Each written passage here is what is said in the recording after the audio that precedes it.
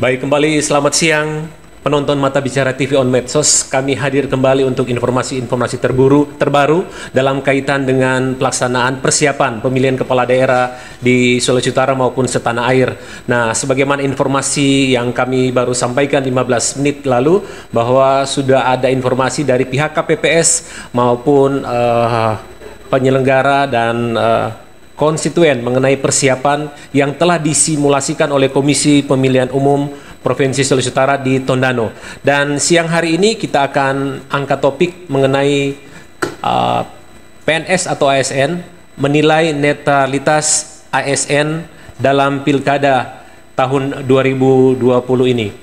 Saya sudah bersama Bung Jerry Sumampo, Ketua KIPP yang menjadi koordinator Komite Pemilih Indonesia, dan saya coba sapa Bung Jerry. Selamat siang. Selamat siang, Bu Reddy. Oke. Kalau tidak keliru Anda asli Tondano juga ya? Atau sebelah mana Tondano? Asli Tondano. Asli Tondano ya.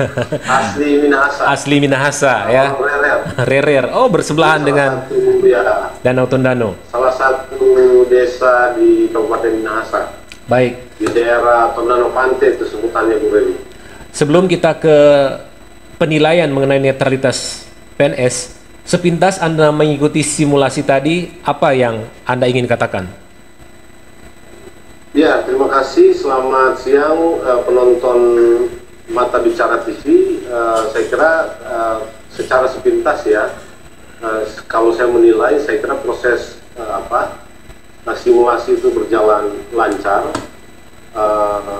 Protokol COVID-nya juga diterapkan secara baik ya selama proses pemungutan suara ya. Pemirsa, saya masih berbincang dengan koordinator Komite Pemilih Indonesia.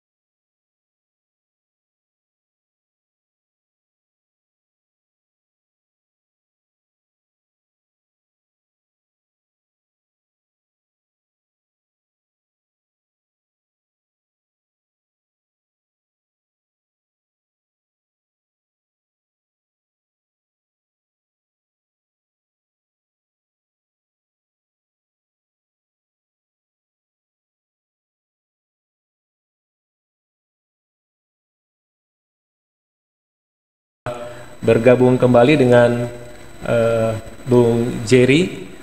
Baik, kembali Bung Jerry. Ya, sudah diperbaiki? Sudah kedengaran baik ya, Bung Reddy ya? Iya, oke. Bisa dijelaskan kembali, karena Anda tadi menyimpulkan bagaimana situasi di TPS sana. Silakan Bung Jerry. Ya, terima kasih. Sebelumnya saya koreksi sedikit, bukan KIPP, tapi Komite Pemilih Indonesia itu TEPI. TEPI ya? Ya. Komite Pemilih Indonesia ya. Ya, lanjut. Jadi gini, saya lanjutkan ya.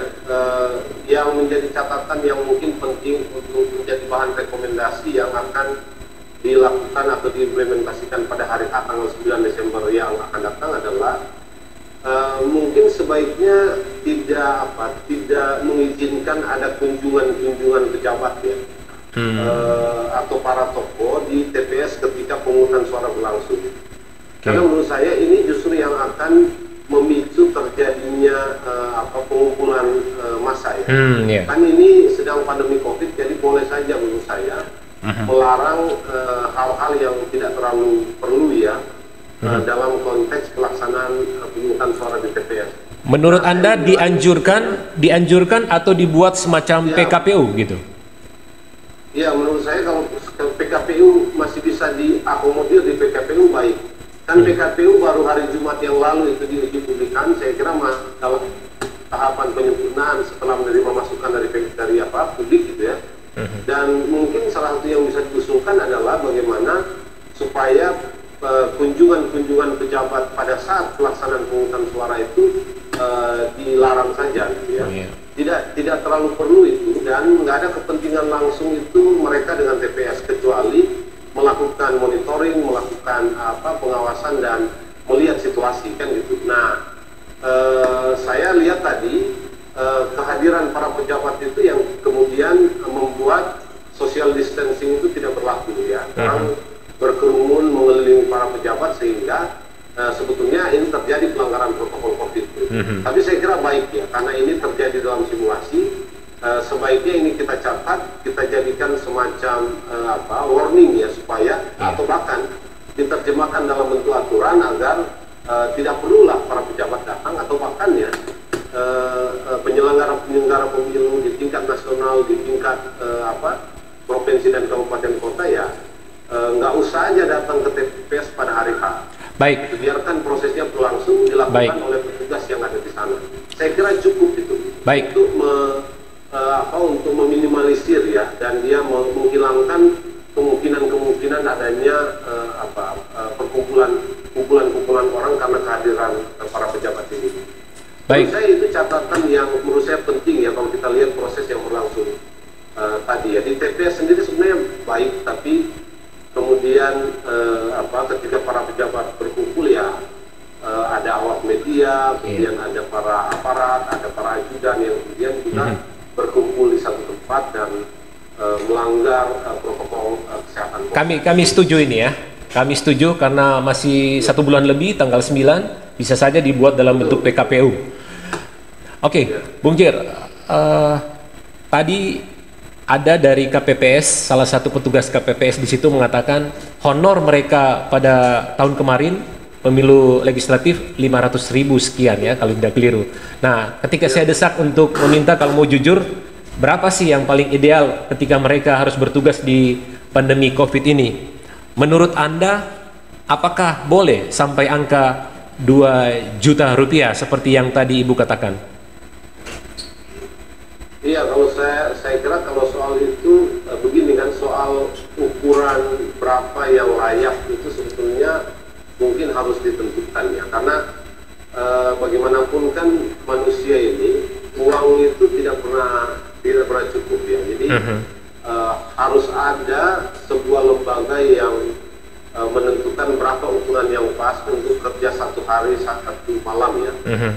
Karena dia kan sudah bertugas sejak sehari sebelumnya, kemudian sampai pada malam hari, ya. Nah, saya sendiri tidak berani menentukan angka, minimal mengusulkan, ya. Kompetensi, ya. Ya. Saya tidak punya kompetensi. Artinya, Bung Jer, angka 500.000 itu masih realistis enggak untuk pilkada pandemi ini? Ya, mungkin kalau untuk situasi pandemi seperti sekarang memang tingkat resikonya kan lebih besar, ya. Nah, tetapi kan saya kira semua petugas itu mendapat semacam asuransi, ya. Ada cover kalau kemudian terjadi hal-hal yang membahayakan kesehatan.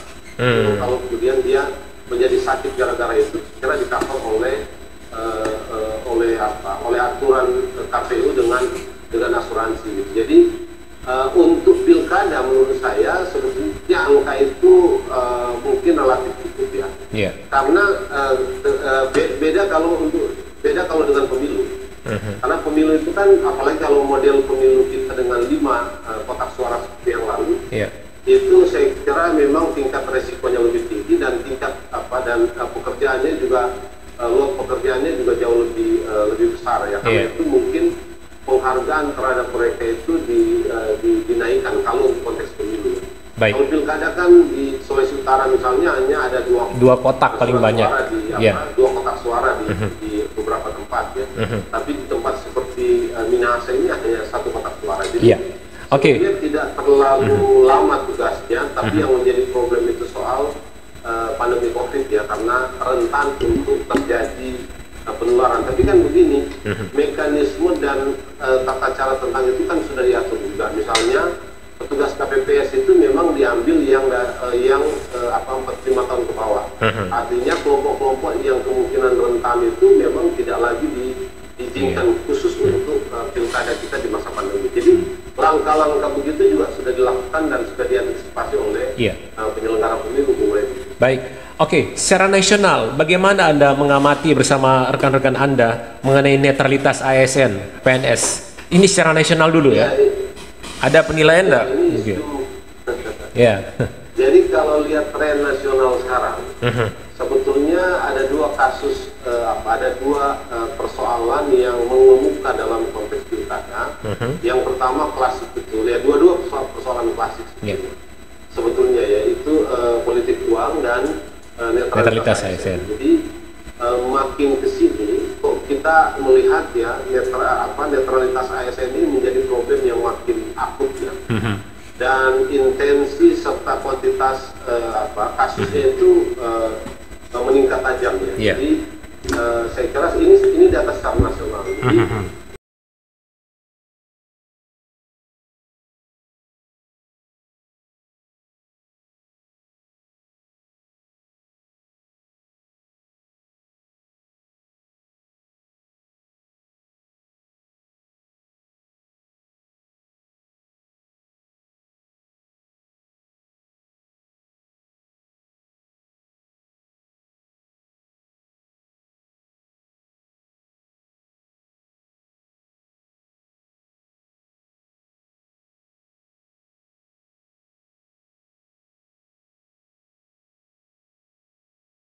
sebagai sebuah pelanggaran undang-undang ya dilakukan saja gitu ya.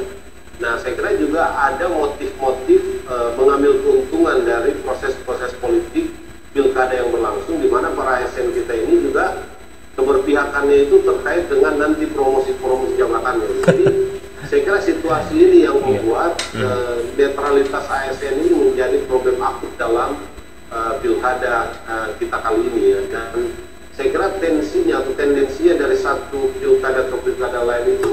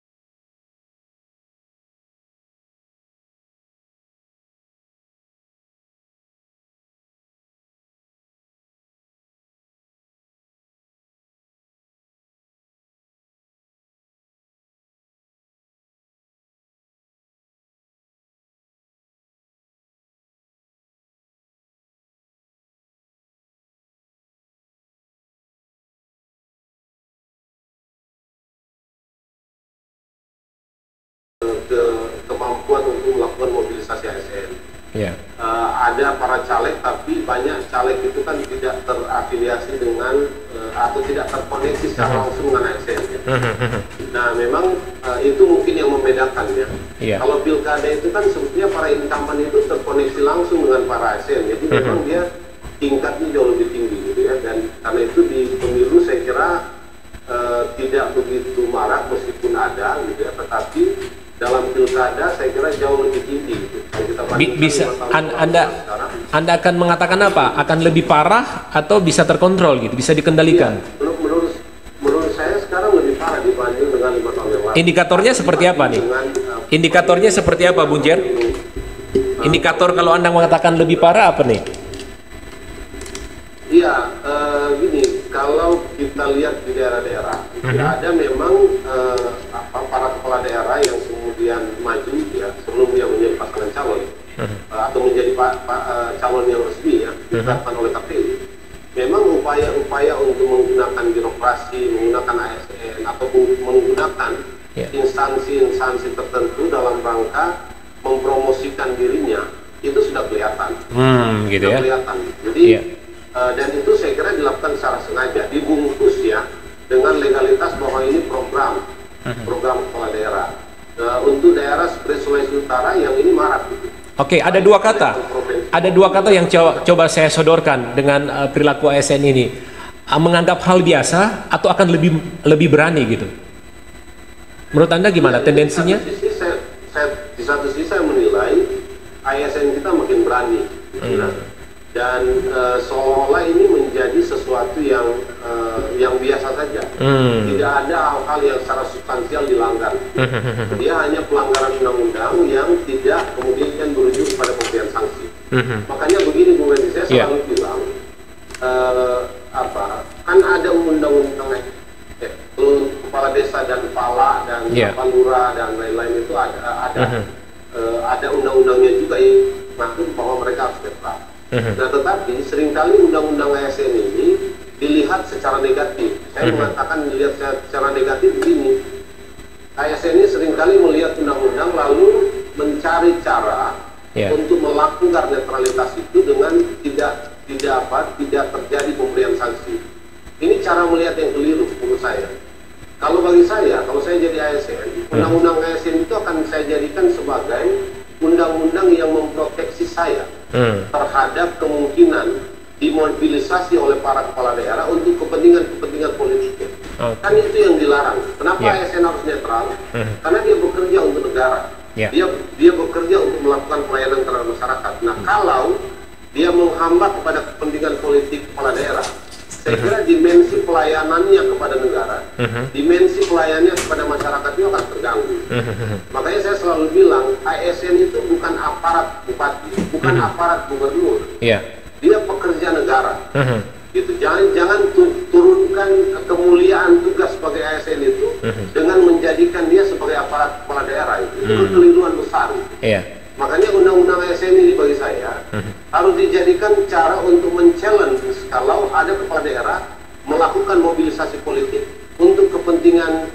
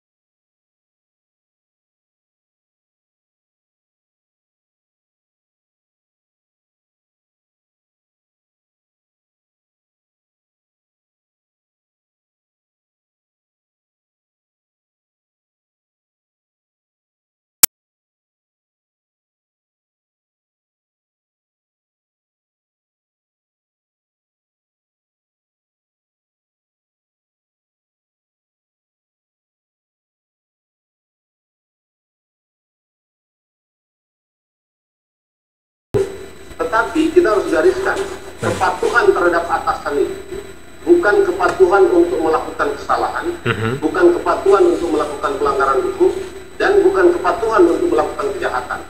Ini penting untuk kita katakan. Itu diatur dan dijamin oleh Undang-Undang ASN.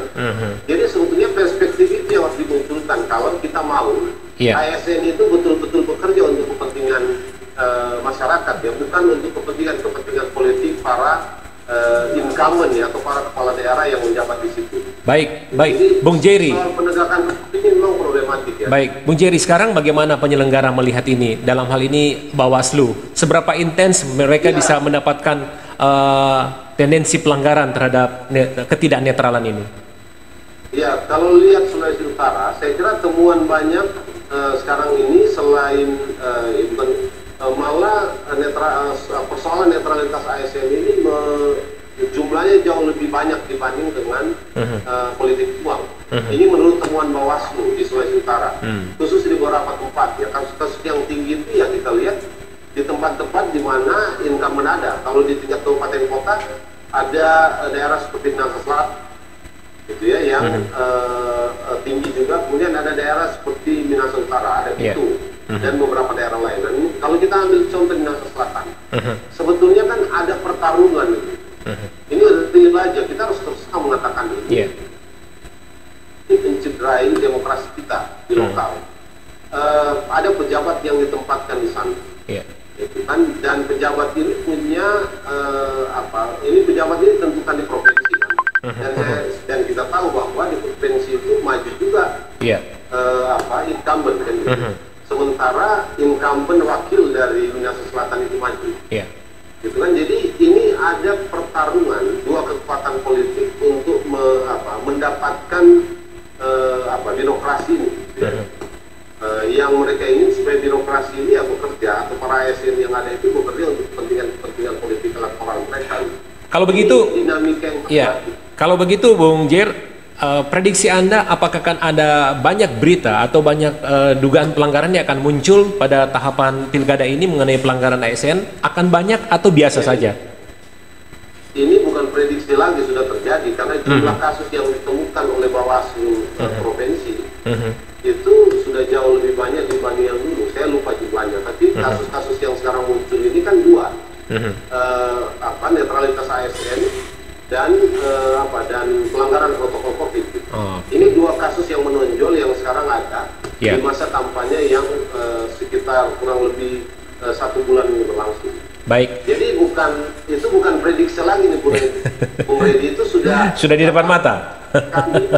Sudah jadi fakta di lapangan.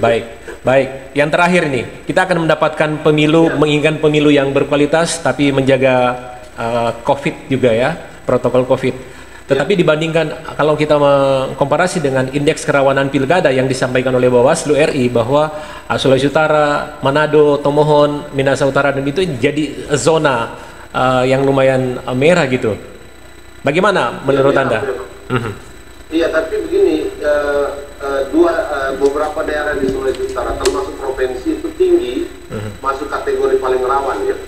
Di 9 provinsi, lalu kemudian beberapa kabupaten kota, daerah-daerah yang tadi disebut betul.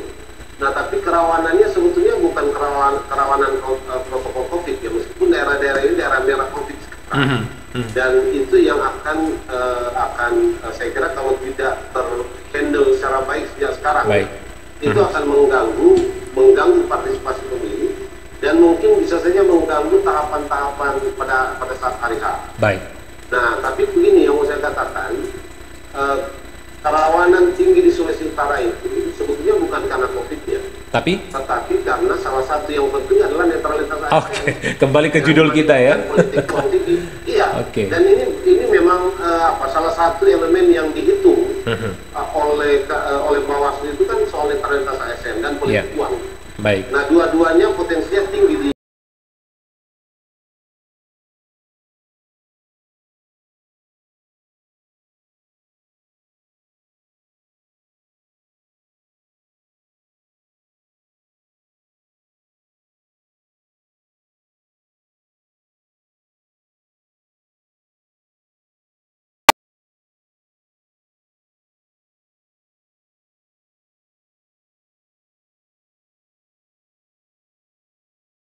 saya KTP Jakarta dan saya kan tidak memilih, jadi boleh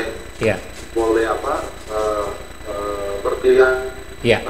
Mau di Manado ataupun sampai memancing kerumunan. Mau di Manado atau di Jakarta, kami akan mengundang Anda lagi untuk memberikan komentar pada saat hari H nanti ya. Baik, Bung Jerry, terima kasih. Terima kasih. Terima kasih. Baik, demikian Bung Jerry Sumampo dari Tepih. Kita mendapat catatan berarti dari beliau dan dia belak-belakan memberikan keterangan soal netralitas ASN baik secara nasional maupun lokal Sulawesi Utara. Demikian catatan untuk hari ini dan nantikan terus informasi-informasi terkini yang bisa bermanfaat untuk Anda di Mata Bicara TV. Dan dengan demikian saya Redi Sumol undur diri. Sampai jumpa, tetap semangat dan salam sehat.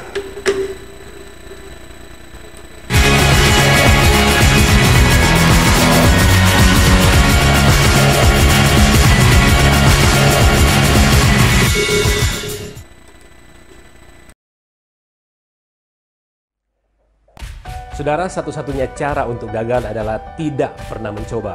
Karena Jack Canfield pernah mengatakan, jangan khawatirkan tentang kegagalan, tapi cemaskan setiap peluang yang kita lewatkan, bahkan tidak pernah mencoba. Nah, Mata Bicara TV telah memulai walau di tengah keterbatasan. Kami adalah kumpulan-kumpulan ide yang mencoba menawarkan bahan bakar positif untuk pikiran dan semangat penonton. harapan besar kami. Walau di tengah krisis, kita semua tetap semangat dan optimis meraih sukses. Mata bicara, lihat yang Anda katakan dan katakan yang Anda lihat. Saya Redi Sumual, founder Mata Bicara TV.